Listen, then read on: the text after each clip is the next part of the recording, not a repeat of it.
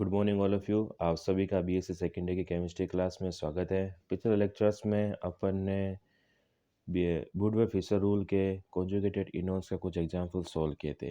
ठीक है, जिसमें अपन ने सिस्टम्स को पहचाना सीखा था तथा उसके साथ साथ में अल्फा बीटा डेल्टा गामा जो पोजिशंस थे उसको अपन ने पहचाना था। अब अपना नेक्स्ट एग्जाम्पल देखें तो कुछ इस तरीके का सिस्टम दे रखा है। ठीक है, तो आप देखिए इसमें सीधा सीधा क्या है, अल्फा बीटा साइक्लोपेंटेनोन। ठीक है, मतलब 5 मेंबर साइक्लोपेंटेनोन का अपने पास क्या है, सिस्टम दे रखा है। ठीक है, उसका इसकी जिसकी वैल्यू की बेस वैल्यू कितनी हो गई, 202 नैनोमीटर। अब यहाँ पर दे रखा है कि एक बीटा एल्किल प्रतिस्थापी है। कैसे होगा बीटा एल्किल प्रतिस्थापी, अगर अपन बात करें, ये फंक्शनल ग्रुप है। इसके पास वाला कार्बन क्या हुआ, ये वाला अल्फा कार्बन। ठीक है, और ये वाला हो गया बीटा। ठीक है, तो बीटा कार्बन के पास में क्या है, एक लाइन दे रखी है और मैंने बताया था कि अगर डैश लाइन दे रखी है तो इसका मतलब होता है कि एल्किल सब्स्टिट्यूट अटैच होगा इससे। ठीक है, तो बीटा कार्बन के ऊपर एक एल्किल समूह जुड़ा हुआ है तो जिसकी वैल्यू कितनी हो गई, 12 नैनोमीटर। ठीक है, नेक्स्ट है कि एक बाह्य चक्रीय द्विबंध दे रखा है। अब बाह्य चक्रीय द्विबंध कौन सा है इसमें देखिए, ये तो हुआ सिस्टम पूरा अपना साइक्लोपेंटेनोन का। ठीक है, अब अगर अपन देखें एक्सोसाइक्लिक इसकी बॉन्ड के देखें कौन सा होगा, तो ये वाला जो बॉन्ड है, ठीक है, इस सिस्टम का इस रिंग का क्या हो जाता है, एक्सोसाइक्लिक बॉन्ड हो गया। ठीक है, तो इसकी वैल्यू कितनी है, 5 नैनोमीटर।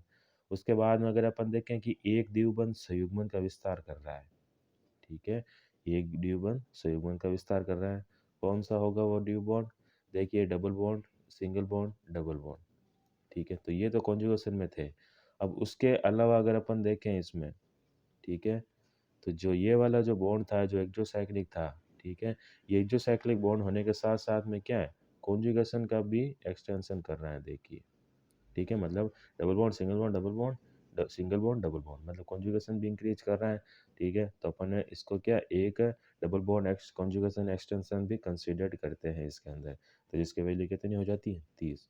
उसके बाद में दे रखा है कि एक है गामा वाले अवशेष और एक है डेल्टा वाले अवशेष। ठीक है, अब मैंने कार्बन की नंबरिंग आपको बताई थी पहले भी इसके अंदर के, ये अल्फा, ये बीटा, ठीक है, ये वाला गामा और ये वाला डेल्टा। ठीक है, तो अगर अपन इसके अंदर देखें कि गामा और वाले अवशेष कौन सी है, तो जो दोनों बीच के रिंग के बीच में ये है, ये तो हो गई कौन सी, गामा वाले अवशेष। ठीक है, और गामा व के पास में कौन सा डेल्टा कार्बन है, तो डबल बॉन्ड से ये वाली जो होगी, ये वाली, ये कौन सी हो जाएगी, डेल्टा वाले अवशेष। ठीक है, तो गामा वाले अवशेष और डेल्टा वाले अवशेष जो दोनों की वैल्यू होती है वो कितनी होती है, 18 नैनोमीटर होती है। जब अपन इन सब को कंसीडर करते हैं, ठीक है, इसके बाद में रिंग के अंदर और इस सिस्टम के अंदर और कोई एक्स्ट्रा कुछ चीज़ दे नहीं रखी है जो कि लेमड़ा मैक्स को एब्जॉर्ब करती है। ठीक है, तो जो टोटल वैल्यू आती है सिस्टम की कितनी है, 285 नैनोमीटर। इसी प्रकार का एक सिस्टम अपन और देखते हैं। ठीक है, कि ये भी कौन सा है, साइक्लोपेंटेनोन सिस्टम में सीधा सीधा दे रखा है। ठीक है, तो कितनी वैल्यू हो गई इसकी, 202 नैनोमीटर। अब यहाँ पर देखिए कि बीटा एल्किल प्रतिस्थापी है। ठीक है, तो कितनी हो गई, 12 नैनोमीटर। और ओ एच प्रतिस्थापित कहाँ पर है, अल्फा पोजीशन पे है, तो कितनी हो गई, 35 नैनोमीटर।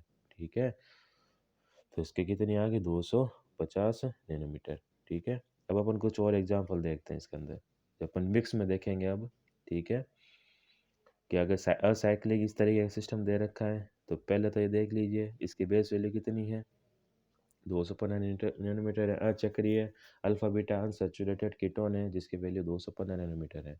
ठीक है, अब उसके साथ साथ यहाँ पर देखिए दो बीटा पोजीशंस पे क्या एलिसिल प्रतिस्थापित दे रखे हैं जिसकी एक की वैल्यू 12 होती है, तो जो दो की वैल्यू होगी कितनी हो जाएगी, 24 नैनोमीटर। ठीक है, अब इस प्रकार का अगर कोई सिस्टम है तो क्या, तो देखते पता चल रहा है कौन सा है, साइक्लोपेंटेनोन सिस्टम है। पेंटेन है मतलब 5 कार्बन की एक रिंग है और कीटोन है इसका अटैचमेंट, तो साइक्लोपेंटेनोन सिस्टम हुआ।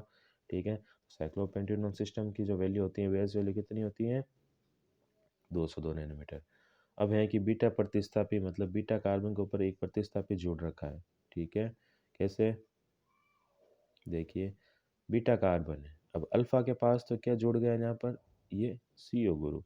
ठीक है, अब यहाँ पे बीटा है, बीटा के पास में ये जो है इन, ठीक है, तो ये क्या हुए, प्रतिस्थापी समूह गिने जाएंगे। ठीक है, ये कार्बन है, इससे एक अगर ये क्या CH3 जुड़ा है, CH2 जुड़ा हुआ होगा, तो ये प्रतिस्थापी समूह के अंदर कंसिडर्ड होते हैं। ठीक है, तो बीटा प्रतिस्थापी की वैल्यू कितनी है, 12 नैनोमीटर, तो टोटल इसकी वैल्यू आ गई 214 नैनोमीटर। उसी प्रकार का अगर ये सिस्टम दे रखा है, ठीक है, ये भी साइक्लोपेंटेनॉन सिस्टम है। ठीक है, साइक्लोपेंटेनॉन सिस्टम है, ये इसके ऊपर क्या हो गया, अल्फा कार्बन, ठीक है, बीटा, ठीक है, गामा, डेल्टा। ठीक है, अब यहाँ पर क्या अल्फा कार्बन के ऊपर एक OH ग्रुप जुड़ रखा है। ठीक है, और इसके अंदर वैले अवशेष भी मौजूद है। तो देखते हैं इसके अंदर सिस्टम में कि मूल मान 202 न्यूटन, बीटा वाले पर क्या है, वैले अवशेष है। अपन ने देखा था ये अल्फा कार्बन था, ये अल्फा था, ये बीटा था, तो बीटा वैले अवशेष कौन सी हो गई, ये वाली जो वैले अवशेष है। ठीक है, बीटा वैले अवशेष और अल्फा स्थिति पर OH ग्रुप है ही। तो बीटा वाले अवशेष के जो कितने हैं, 12 नैनोमीटर, और अल्फा स्थिति पर जो OH है वो कितनी है, 35 नैनोमीटर है। ठीक है, तो जो टोटल इसके कितनी आ जाएगी लेमडा मैक्स है 249 नैनोमीटर। अब उसी प्रकार ये सिस्टम की बात करें, ठीक है, इस प्रकार का कोई सिस्टम दे रखा है अपने को, तो इसकी ये तो क्या है, साइक्लिक कीटोन है। ठीक है, जिसकी base value 6 member cyclic ketone है, alpha beta unsaturated 6 member cyclic ketone है। देख, ठीक है, तो इसकी जो बेस वैल्यू कितनी हो गई, 215 नैनोमीटर। ठीक है, अब उसके पश्चात अपन अल्फा बीटा गामा की बात कर लेते हैं। ये है सिस्टम। ठीक है, और अगर अपन ये अल्फा कार्बन है, ये बीटा कार्बन है। ठीक है, और ये क्या है, गामा, और ये डेल्टा।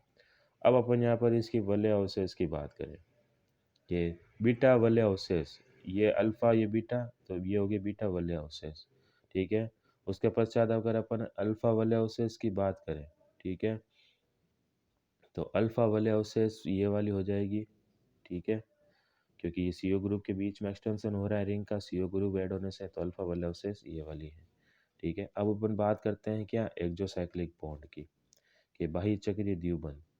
ठीक है, अब एक्सोसाइक्लिक बॉन्ड कौन सा होगा इसके अंदर, देखिए ध्यान से, ये है, और ये है तो है रिंग, और ये हुआ इसका एक्सोसाइक्लिक बॉन्ड।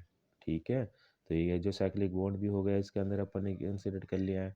सेकेंड है कि डबल बॉन्ड एक्सटेंशन। अब डबल बॉन्ड एक्सटेंशन कैसे हो रहा है, सिस्टम ये है, ठीक है, ये इसके साथ में कॉन्जुगेशन है, तो double bond, double bond, double bond, single bond, double bond, single bond और डबल बॉन्ड। तो ये इसका क्या कर रहा है, डबल बॉन्ड एक्सटेंशन कर रहा है, मतलब कॉन्जुगेशन इंक्रीज कर रहा है। ठीक है, तो सारी पोजीशंस अपने को समझ में आ गई। ठीक है, तो बीटा वाला अवशेष की वैल्यू कितनी हुई, 12 नैनोमीटर, अल्फा की 18, एक्सोसाइक्लिक बॉन्ड की वैल्यू कितनी है, 5 नैनोमीटर है। ठीक है, और अगर डबल बॉन्ड को एक्सटेंशन में है तो 30 नैनोमीटर है। ठीक है, तो इसी के साथ इसकी जो वैल्यू होती है लैम्डा में, इसकी कितनी आती है, 218 नैनोमीटर आती है। ठीक है, इसी के साथ अपने कॉन्जुगेटेड इन्स और कॉन्जुगेटेड इनोन के जो एग्जाम्पल थे अपन कंप्लीट करते हैं। आप और एग्जाम्पल की प्रैक्टिस कर सकते हैं, ठीक है, घर पे और प्रैक्टिस करें, लेकिन आपको इन सब की जो वैल्यूज़ है वो कंट्रास्ट याद होनी चाहिए, तभी आप एग्जाम में सॉल्व कर पाएंगे। ठीक है, और एग्जाम में 100% ये पूछे जाते हैं, बड़े क्वेश्चंस में भी आते हैं, छोटे क्वेश्चंस में भी आते हैं। ठीक है, तो आप घर पे प्रैक्टिस करें। इसके अलावा अपन नेक्स्ट यूनिट स्टार्ट करते हैं, सेकेंड एल्कोहल वाली। इस यूनिट का जो हाफ पोर्शन है, ठीक है, इंफ्रारेड स्पेक्ट्रोस्कोपी का, ठीक है, वो अपन बाद में डिस्कस करते हैं। ठीक है, लेकिन इसके पश्चात अब ये यूनिट का 70% पोर्शन यहाँ पे फर्स्ट यूनिट का कंप्लीट हो जाता है। इसके पश्चात 30% पोर्शन अपना इंफ्रारेड स्पेक्ट्रोस्कोपी का बाकी रहेगा, जो अपन आगे फ्यूचर में डिस्कस करेंगे। लेकिन अब अपन एक बार सेकेंड यूनिट की तरफ चलते हैं। ठीक है, इसके अगले लेक्चर में। Thank you so much. तब तक आप UV स्पेक्ट्रोस्कोपी के इन एग्जाम्पल्स को घर पे रह के बुक से एग्जाम्पल को सॉल्व करें। Thank you.